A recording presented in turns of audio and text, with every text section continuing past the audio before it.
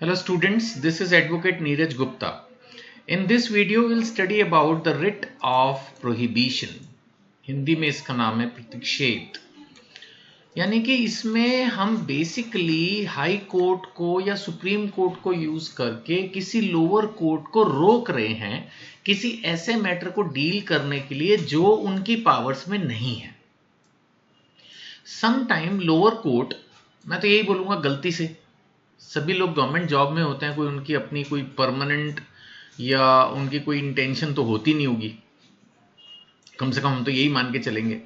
तो अगर मान लेते हैं लोअर कोर्ट में कहीं भी कोई, या कॉजी जुडिशियल भी हो सकता है, जो नहीं कि कोर्ट ही हो, कॉजी जुडिशियल भी हो सकता है ना, जैसे बहुत सारे होते हैं जो एक्सीडेंटल केसेस को डील करते हैं, कंज्यूमर कोर्ट्स होते हैं, ऐसे हम कॉजी जुडिशियल कई जगह पढ़ते हैं जहां पर जो एक्टिविटी है वो कोर्ट जैसी होती है, कोर्ट होती नहीं है लेकिन कोर्ट जैसी होती है। ऐसी बहुत सारी कोर्ट्स हैं जो other than main sessions court और सिविल कोर्ट जो होती हैं हमारे यहाँ, कमर्शियल कोर्ट होते हैं, उनके अलावा स्पेसिफिक कोर्ट्स भी रहती हैं।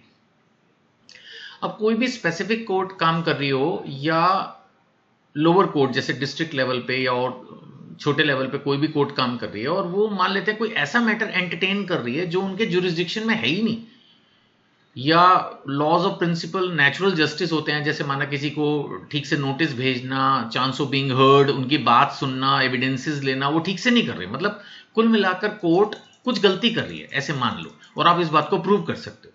तो आप हाई कोर्ट सुप्रीम कोर्ट जाकर उस अथॉरिटी को, प्रोहिबिशन का मतलब होता है रोकना, या तो आप कोर्ट केस शुरू होने, आपको लगता है कि ये कोर्ट ने ये केस एक्सेप्ट कर लिया, अब डेट आ जाएगी तो वो केस शुरू हो जाएगा, तो आपने कोशिश करके वो केस को शुरू करने से पहले ही रोक दिया, स्टे ऑर्डर टाइप, या फिर चल भी रहा है तो उसको बीच में रुकवा दिया, यानी यहां अभी डिसीजन नहीं हुआ है, उससे पहले ही आपने रोकने की कोशिश की है। This is prohibition writ. पिछली वीडियो में हमने ये बात की थी, वहां पर हमने कोर्ट के साथ साथ सरकारी अथॉरिटीज को भी कवर किया था जब हमने मैंडेमस पढ़ा। लेकिन अभी जब हम बात कर रहे हैं प्रोहिबिशन की, इसमें गवर्नमेंट अथॉरिटीज नहीं इंक्लूड है, इसमें सिर्फ कोर्ट या कॉजी जुडिशियल कोर्ट, ये सिर्फ उन्हीं के लिए है। यानी ये बेसिकली जुडिशियल अथॉरिटीज के ही खिलाफ हायर जुडिशियल अथॉरिटी से एक ऑर्डर लेने जैसा है। ठीक है, अब मैं इसको आराम आराम से पढ़ता हूं, आप भी इसको आराम आराम से समझिए। ये एक फंडामेंटल जुडिशियल टूल है। कौन यूज करेगा? Used by superior courts. Superior court जो भी हाई कोर्ट, सुप्रीम कोर्ट, ये यूज करेंगे किसको? To keep the subordinate courts and tribunals within their legal boundaries. After all हर कोर्ट की अपनी एक बाउंड्री तो होगी ना, अपना एक पर्टिकुलर प्रोसेस होगा, अपना एक सिस्टम होगा, कौन से केस वो डील कर सकते हैं, किस लिमिट तक कर सकते हैं। जुरिस्डिक्शन में कई बार ये भी होता है कि भाई ये कोर्ट सिर्फ 50 लाख तक के मुकदमे लेगी, अब अगर उसके ऊपर का वो ले लें तो आप रोक सकते हो ना, या वो पर्टिकुलर डिस्ट्रिक्ट के ही मुकदमे लेगी, उसके बाहर का भी अगर वो गलती से ले रहे हैं तो आप रोक सकते हो।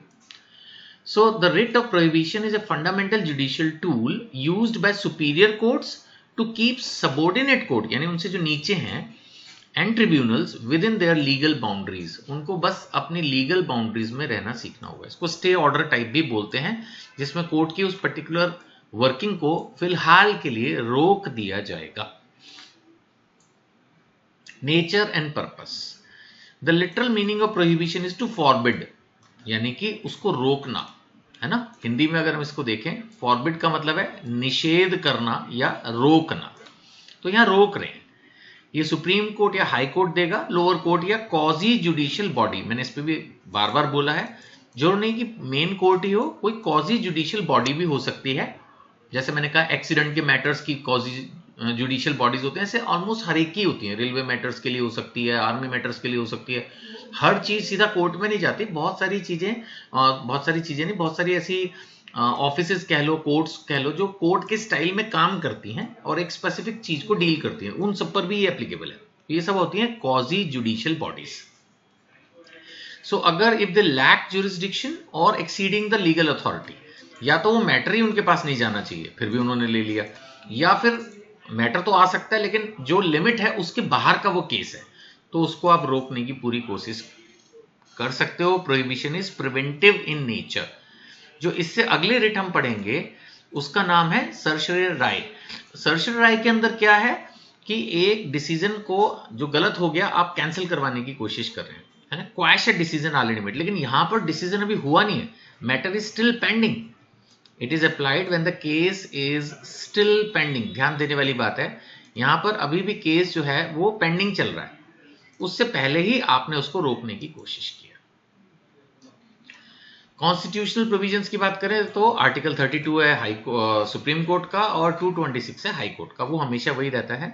और यहां पर वही है कि अगर कोई एक्सेस ऑफ ज्यूरिसडिक्शन है या एब्सेंस ऑफ ज्यूरिसडिक्शन है, मैंने कहा ना एब्सेंस ऑफ ज्यूरिसडिक्शन का मतलब कोर्ट केस उस पर्टिकुलर क्वाजी जुडिशियल अथॉरिटी या कोर्ट में जा ही नहीं सकता था, एब्सेंस ऑफ ज्यूरिसडिक्शन बनता ही नहीं था उनका, या एक्सेस ऑफ ज्यूरिसडिक्शन बनता तो है उसमें उस तरह के मामले, जैसे मैंने कहा माना एक्सीडेंट के अंदर जहां कंपेंसेशन डिमांडेड 50 लाख तक हो, मान लेते हैं ऐसी कोई कोर्ट है, अब वहां 1 करोड़ का मुकदमा अगर चला जाएगा तो फिर ज्यूरिसडिक्शन लिमिट होती है कोर्टों की अपनी, या तो एरिया वाइज या मैटर वाइज या अमाउंट वाइज, अगर उसके ऊपर का वो मुकदमा चलाने की कोशिश कर रहे हैं चला रहे हैं तो आप रोकने के लिए हाई कोर्ट सुप्रीम कोर्ट जा सकते हैं।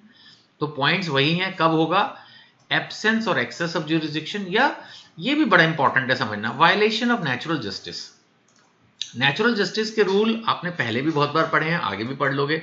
इसके अंदर क्या है कि जब केस चलेगा तो उसको प्रॉपर नोटिस मिलना जरूरी है, उसको वकील अलाउ करना जरूरी है, उसकी बात सुनना, चांस ऑफ बीइंग हर्ड, उसकी बात सुनना जरूरी है, अगर वो कोई एविडेंस लेके आ रहा है उसको देखना जरूरी है, अगर वो कोई विटनेस लेके आ रहा है उसको देखना जरूरी है। तो ये सारी चीजें प्रिंसिपल्स ऑफ नेचुरल जस्टिस में आते हैं। कई बार कोई कोर्ट अगर इसको फॉलो नहीं कर रहा तो आप उसको रोकने के लिए हाई कोर्ट सुप्रीम कोर्ट जा सकते हैं।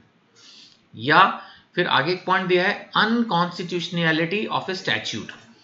अब देखो भाई इतना बड़ा हिंदुस्तान है, आप समझना बहुत सारे लेजिस्लेटिव असेंबलीज हैं इंडिया में, कई बार पॉलिटिकल प्रेशर्स भी होते हैं, तो कोई चीज ऐसी पास हो सकती है स्पेशली स्टेट गवर्नमेंट लेवल पे जहां एक पर्टिकुलर कम्युनिटी को जिससे हमने वोट वगैरह लिए हो प्रेशर में आके हो सकता है हम कोई ऐसा कानून पास कर दें जो कि कॉन्स्टिट्यूशन का ही वायलेट कर रहा हो। तो स्टैट्यूट तो है, कानून तो है, लेकिन अनकॉन्स्टिट्यूशनल है, यानी कि जो कॉन्स्टिट्यूशन में बेसिक फंडामेंटल राइट्स दिए गए हैं, जो बेसिक कंसेप्ट डेवलप किए गए हैं, उन पर वो सही नहीं बैठता, तो ऐसा स्टैट्यूट पास होने के बाद भी बाद में रद्द हो जाता है। तो अगर कोई ऐसा स्टैट्यूट है जो कि अनकॉन्स्टिट्यूशनल है और उसमें कोर्ट काम कर रही है तो आप उसको रुकवा सकते हैं केस को जाके, या फिर अगर वायलेशन ऑफ फंडामेंटल राइट्स है फिर तो आपको पता ही है कि आप हाई कोर्ट सुप्रीम कोर्ट जा ही सकते हो, उसमें कोई प्रॉब्लम नहीं है। ठीक है, अब हम अगर इसमें केसेस की बात करें तो ये केस है S Govinda Menon versus union of India, पुराना केस है 1967 का। इस केस में इन्होंने ये क्लियर किया कि प्रोहिबिशन जो है तभी इशू करोगे when there is a complete lack of jurisdiction, इसके अलावा also when a court acts in excess of its jurisdiction और वायलेट्स रूल्स ऑफ जस्टिस। आप बोलोगे अभी तो पढ़ाया आपने, हमेशा यही होता है कि जो कोर्ट केसेस में डिसीजंस आते हैं उन्हीं के बेसिस पर तो थ्योरी पॉइंट्स बनते हैं ना, तो ये अभी पढ़ाए तो जो पढ़ाया वो इस डिसीजन में आया था, सुप्रीम कोर्ट का जजमेंट है एस गोविंदा मेनन में, इसी में तो ये मेनली पॉइंट्स आए ना जो 3-4 आए, यही पॉइंट्स का जो केस है वो यही है। एक और केस है east India commercial company limited versus collector of customs, ये भी पुराना केस है 1962 का।